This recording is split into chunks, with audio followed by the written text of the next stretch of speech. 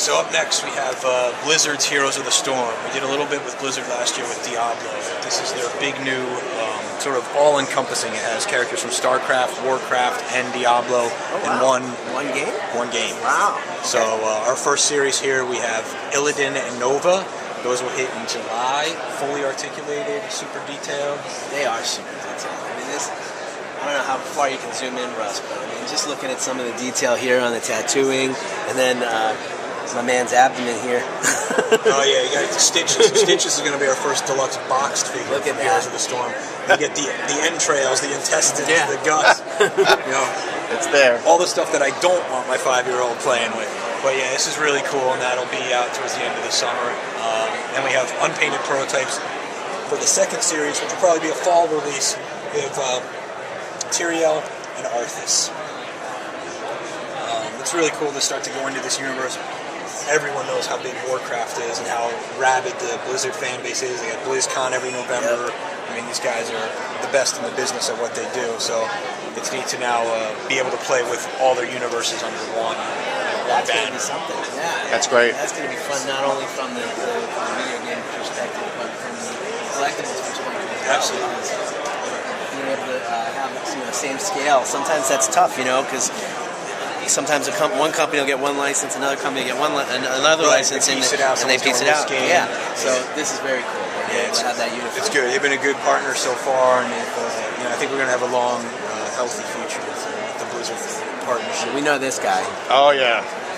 Gunnar Hansen, the original Leatherface. Texas Chainsaw Massacre celebrated its 40th anniversary this past year. And this figure is now the ultimate Leatherface is what we're calling it. It's super articulated from head to toe, like 30 points of articulation. 2 different heads, so 2 different kill masks that he wears, the old lady mask and the classic. My friends and I used to watch this, and it became a comedy.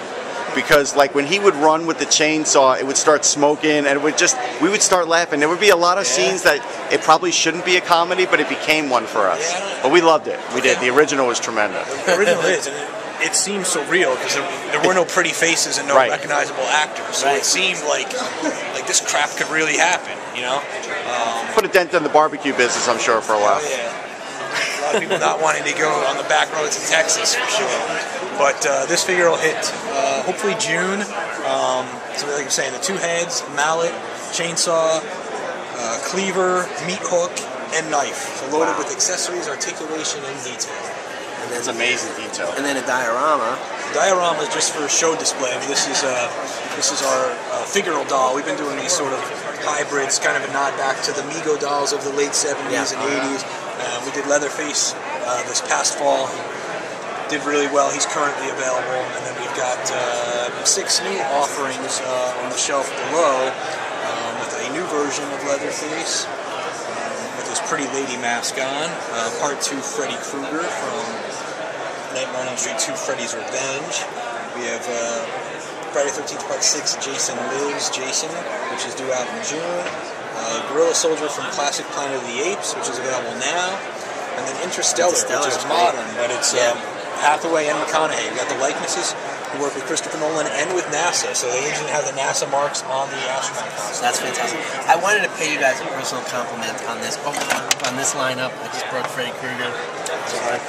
Just popped out. It's alright. We'll get him. Basically, I thought, when you, especially since you mentioned Mego, it was important that I wanted to mention this to you guys. You see a lot of toys that try to style Megos.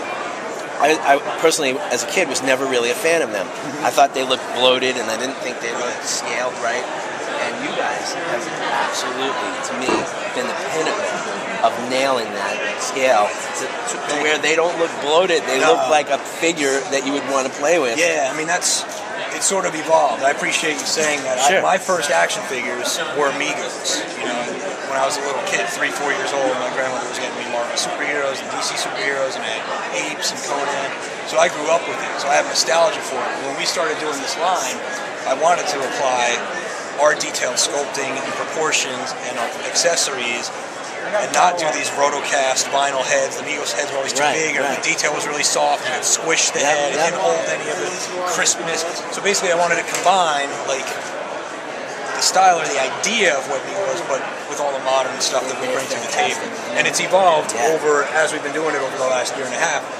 We've done over 20 now at this point, and wide variety of licenses. Rocky, Interstellar, Freddy, Jason, Apes, Escape from New York, Iron Maiden.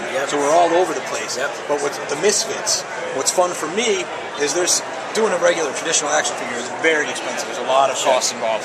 Every figure, if it's a unique figure, is all new tooling, all new sculpting. You're talking a fortune. There's characters that I can't do in that format because it's just cost prohibitive.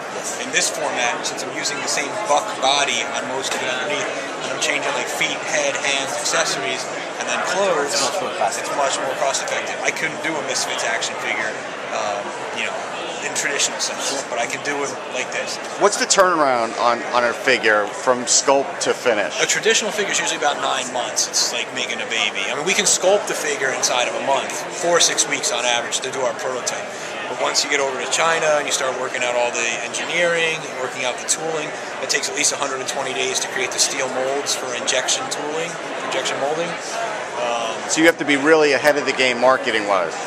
Yes. Well, he has a benefit too because a lot of the stuff that they do is retro stuff, and I think that's really that helps. But then when you come out with something like Interstellar, you got to be pretty timely. So you got at this point we're chasing DVD or Blu-ray because it's after the theatrical.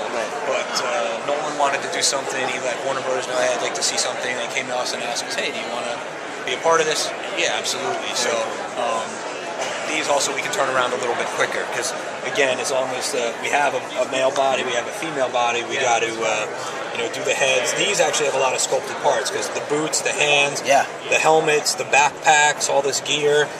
This is all sculpted, but then the astronaut suit is the only tailored fabric part of it. And there's tons of detail even on that. We've got, it's different fabrics. There's pockets. There's quilting. We try to make it as accurate and as authentic as possible. It's amazing. And like I said, the fact that they still look with all that stuff on them in scale, it's blowing my mind since I started seeing them. Affordability is the other big thing. These sell for under $30 retail each. Wow. So it's basically like an affordable version of a Sideshow or a Hot Toys figure. Not many people can justify spending $150 or $200 on one action figure. So we try to stay around 20 on our regular figures, and these are around 30. That's fantastic. And another thing we do with these guys also is card art. Right. No one does this anymore. It's not a style guide. It's not cookie cutter. We're doing illustrations custom for every single one, like the old days. It's appreciated, though. It does make a difference. We're commissioning artists or licensing art that's either out there in the T-shirt or screen print world and doing custom art for all of these figures. It's great. It's great. And I'm excited about Rocky, too. I want to hear more about this. So Rocky is based on the Sega Master System boxing game. Yes. Nintendo had Mike Tyson's Punch-Out Rocky back then, and Sega needed something, so they went and did a license thing with Rocky in the 80s. This figure's hitting retail right now, and we are actually, we did some Rocky stuff a few years ago. Yes. We're about to bring the line back in a big way this fall and into next year because, believe it or not, next year is the 40th anniversary of the original Rocky film. Unbelievable. That's crazy. And then also they have Creed, right? In Creed development. is going to be coming out. So we are going to do a whole bunch more with Rocky in the latter half of this year. Some of the stuff we did before, we would reissue and do 40th anniversary packaging. Because a lot of it's hard to get or is really expensive now, but we got some new stuff we've never done before that'll be part of that 40th anniversary line, which is pretty neat. Funny thing about this game, and I have to say this while we're recording this, is this was my all-time favorite Sega Master System game. And what I loved about it was, you guys know I'm a fan of crossovers and things that really never happened. Well, in that game, you were able to play Rocky versus everybody, but you were also able to play like Clubber Lang versus Apollo Creed and Ivan Drago versus those guys. So this is something I personally will be seeking out as soon as it's released. It's great stuff right now. It should have been out last month, reports, but it is hitting. It did clear. I have seen collectors that have it in hand now, so it is out. And then we have Rambo, more Stallone. This is based on the Acclaim video game from the late 80s as well, and that is also just hitting retail as we speak. Mohawk looks awesome. Mohawk is a summer release from that Gremlins 2, the new batch game. Looks great. It's great. Great stuff. And Maiden. Iron Maiden. About this before. The quintessential metal band and my personal favorite with the Power Slave bust. Power Slave record, 30 years old last year. It's crazy. You're making me feel old. 40 years. There's all these anniversaries, and I'm right there with you. But this resin bust, this is actual size. This is coming out in April.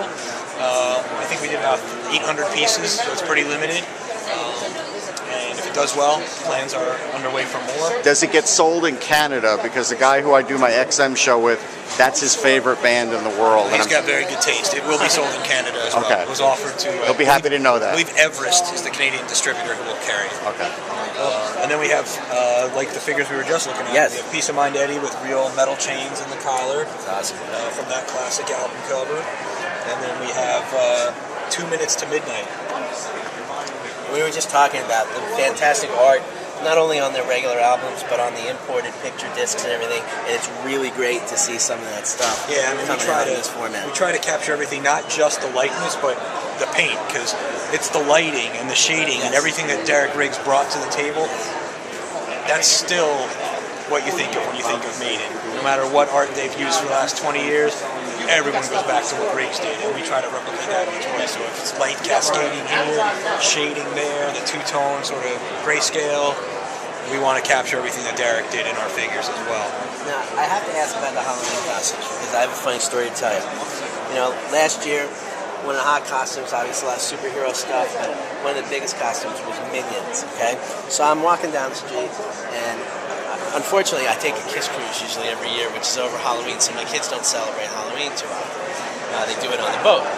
And one of the things I noticed is I saw this pack of Minions, and within the pack of Minions was an Eddie. That's awesome. Yeah. I'd love to see a picture of that. So I just thought you'd get a kick out of that. That is fantastic. And that mask pops up all over the place. I've seen front row at every show now, someone from Maiden's camp does a photo of the crowd, and there's always someone with the mask on. A few months back, Bruce went out in some old World War II bomber plane, and whoever was piloting the plane, he had the classic aviator jacket, the big Red Baron scarf. The dude was wearing the mask with the goggles. So it was almost like they made Aces High, you know, using our mask in a historically accurate plane. And I'm just looking at it like, freak, I love these guys for 30-something years now, and they're like playing with our toys and using our masks in their photo shoots. Exactly that's an homage right there. An homage to your personal gratification. I know you enjoy what you do, but how much does that mean to you? There aren't words, to be honest. You know, it's like speechless. Very cool. Randy, thanks so much. Yeah, you got it, man. You got it.